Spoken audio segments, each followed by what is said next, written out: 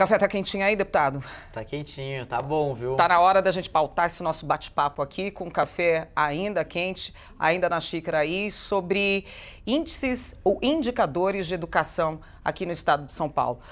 E no Brasil, né? Na verdade, o que a gente está falando, deputado? Quando fala de indicadores de educação, a gente está falando de um norte a ser seguido, de números que falam, e como que as políticas públicas ouvem essa fala, ou não ouvem? Então, assim, eu acho que o ponto principal é entender que os indicadores, eles mostram o resultado de como está a educação, não só no estado de São Paulo, mas ao redor do Brasil. Em aprendizagem, então em português e matemática, e também tem um olhar especial para quanto que tem de abandono escolar, de reprovação, que são números muito importantes, né? O que eu acredito é que a gente, não só em São Paulo, mas ao redor do Brasil, deveria buscar levar para frente projetos de lei que levassem em consideração o quanto de impacto eles teriam sobre os indicadores, né? Não porque são números, né, que precisam ser melhorados, mas porque no final de contas é o que você disse. Lá atrás tem um aluno que precisa aprender mais, que enxerga que hoje a escola não faz sentido na vida dele e por isso ele abandona a escola, né, que ele acha que faz mais sentido ir trabalhar do que continuar na sala de aula. Então a gente tem que buscar, em tudo que a gente faz relacionado à educação, inclusive aqui dentro da Assembleia, né, sempre pensar no quanto que isso vai impactar a vida dos alunos, porque eles são os principais clientes do sistema de educação. E muitas vezes eles são esquecidos, né, porque outros aspectos e pontos dentro da educação são os que acabam predominando, né, e tendo uma representatividade mais relevante. Então, órgãos e classes que se organizam têm uma voz mais forte. E os alunos, né, no final de contas, acabam ficando no último lugar da fila, né? O principal personagem acaba virando mais do que coadjuvante aí nessa história. Para a Exato. gente poder entender melhor como é que o país, como é que o estado de São Paulo faz esse tipo de pesquisa, esse levantamento. A gente tem um órgão nacional que norteia todo o restante. A gente tem o IDEB, que é o do Brasil inteiro. O IDEB é o Indicador de Desenvolvimento da Educação Básica, né? Ele é medido pelo INEP, que é do Ministério da Educação, e ele mostra um retrato nos diferentes níveis de ensino, nos anos iniciais, no ensino fundamental, nos anos finais e também no ensino médio, sobre o que eu disse, né, sobre o desempenho dos alunos de aprendizagem em português e matemática.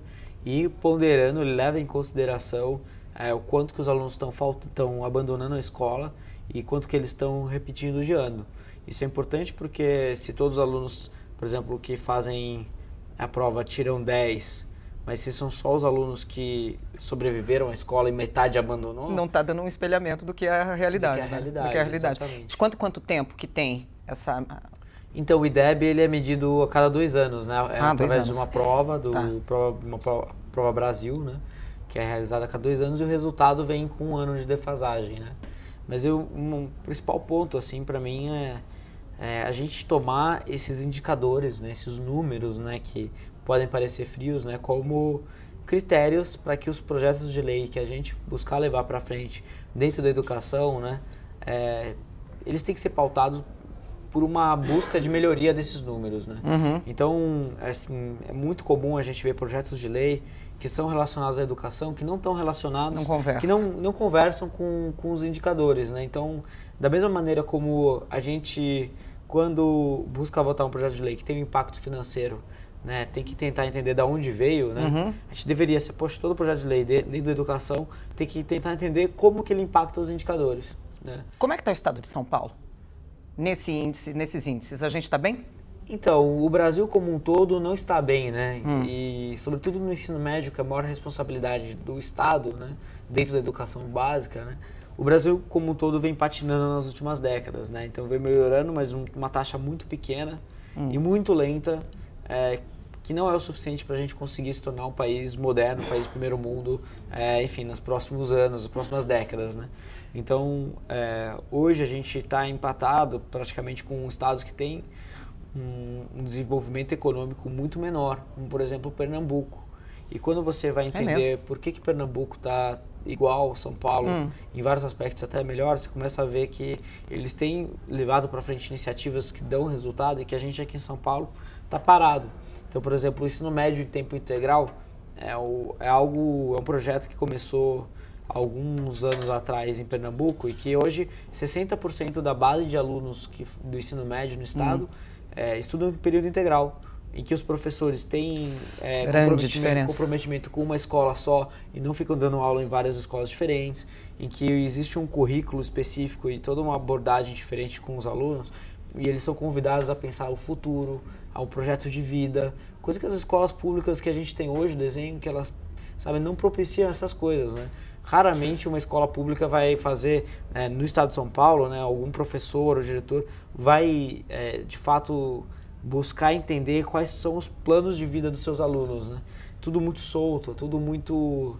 falta cuidado, né? Então não é à toa que a gente está atrasado nesse aspecto. A gente ainda estava conversando nos bastidores, hoje, na verdade, lá na redação, e eu estava falando com a minha editora-chefe, a Vera, a gente estava conversando o quanto que as matérias que a gente aprende na escola, elas não se comunicam com o dia a dia do futuro cidadão. Sim. Então, assim, as pessoas estão super qualificadas em 2+2, nessa matemática, que boa sorte para quem adora matemática, se deu bem em matemática, mas para quem acha que não entende matemática, esse 2+2 ele vai continuar engessado, ele vai continuar de um jeito blindado, e a pessoa não vai querer mais aprender esse 2+2, e ela vai precisar levar esse 2+2 igual a 4 para o resto da vida. Já é uma discussão no mundo inteiro, mas no Brasil a gente ainda está discutindo outros pontos de educação aqui, enfim, qual é a certa, qual é a errada. Na verdade, eu acredito que deva ser sempre uma junção de várias frentes, de várias ideias, de várias ações. Está faltando muito ainda, já que o estado de São Paulo é pioneiro, ter esse espelhamento para o resto do Brasil, de começar a escola a conversar com a realidade da nossa sociedade, assim. Você sente essa falta, deputado? Sim, é muito grande. Na verdade, você estudou nos Estados Unidos, né? Eu estudei, e foi uma experiência fantástica e um molde de educação bem diferente do que a gente tem aqui, né? Melhor? É muito melhor, com liberdade para você buscar em matérias de interesses diferentes, você constrói o seu caminho com base naquilo que você quer fazer no futuro. Então já tem um alinhamento direto entre o que você está estudando e o que você vai fazer. Agora, no Brasil, esse caminho ainda é mais atrasado. Tá com um gap. O que você falou do 2+2 não é tão óbvio assim. Porque no Brasil, dos alunos que se formam no ensino médio nas escolas públicas, nas escolas estatais, só 7% sabem matemática básica. Então, nem os conteúdos mais básicos que existem, as escolas públicas conseguem ensinar. Então, o cenário é muito mais complicado do que a gente imagina. Então, pensa que 4 operações básicas, regras de 3, frações, são conteúdos que só 7% de quem se forma no ensino médio consegue ter acesso. E o que pode fazer para melhorar? É mais investimento em dinheiro? É dinheiro que está faltando? Então, a questão não é de dinheiro. A questão é muito mais da maneira como a gente usa esse dinheiro e das regras de como o sistema funciona. Então, por exemplo, o Fundeb, que é o Fundo Nacional de Desenvolvimento da Educação, né, que é o que financia a educação básica nos municípios do Brasil, ele cresceu nas últimas décadas, nos últimos 15 anos, na verdade, mais de 150%. Então, ele mais do que dobrou.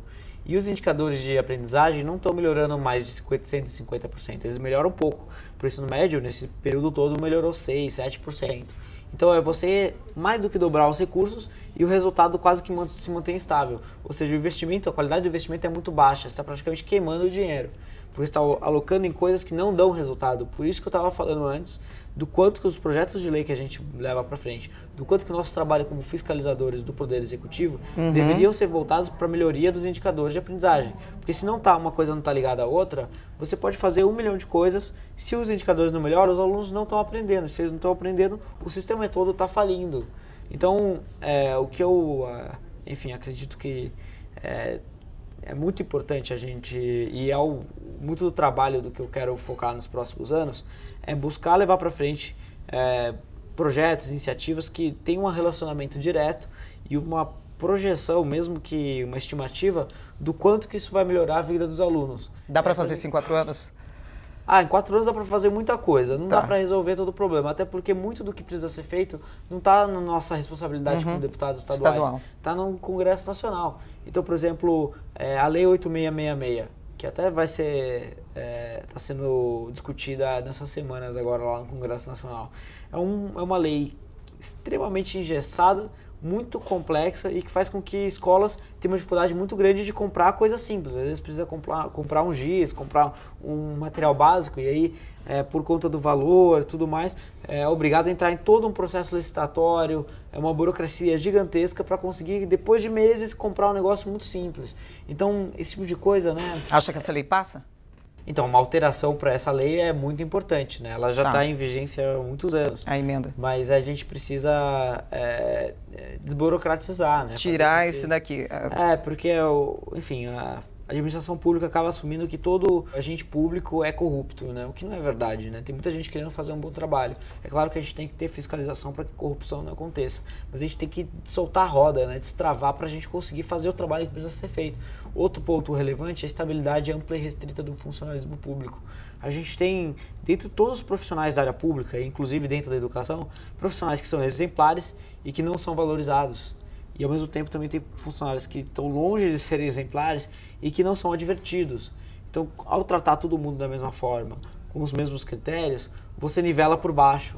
Porque aqueles que gostariam de fazer um trabalho acima da média não têm incentivos suficientes para se manter nesse espírito de querer fazer a diferença. Eles vão acabar se desanimando e se nivelando com os que estão menos dedicados. Então, esses são todos pontos que, se a gente não mudar, a gente não vai conseguir mudar, transformar a educação de uma maneira mais ampla, né? Agora, um dos pontos que eu acredito é como que a gente cria também alternativas a esse modelo. Então, na semana passada eu estava falando bastante sobre isso, sobre o modelo de voucher, que é o Estado pagar uma bolsa de estudos para um aluno estudar numa escola particular, um aluno da escola pública estudar na escola particular, em que seus pais escolherem. Então, eu acredito que os pais deveriam ter o poder de escolha maior sobre qual tipo de educação eles gostariam que os seus filhos tivessem. E hoje ele não pode escolher, ele só tem a opção da escola estatal do bairro. É aquela escola do bairro, né? Não tem nenhuma outra escolha. Agora, qual que é a metodologia pedagógica sobre a qual eles gostariam que seus filhos aprendessem? Qual ambiente escolar os pais acreditam que os filhos deveriam ser inseridos? Enfim, são todos pontos que hoje em dia o cidadão comum não pode escolher, porque, enfim, ele não tem, os que não têm condições de pagarem uma escola particular.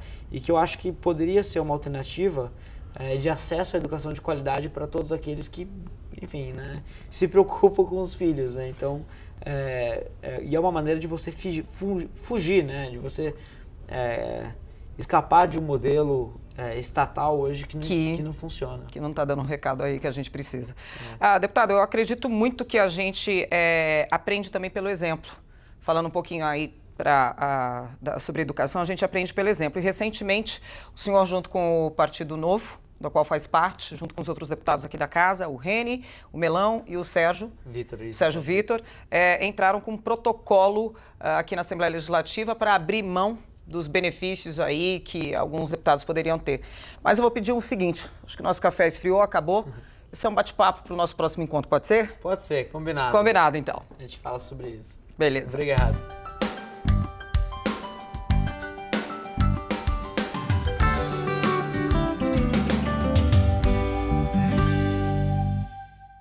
É isso aí, meus amigos. É neste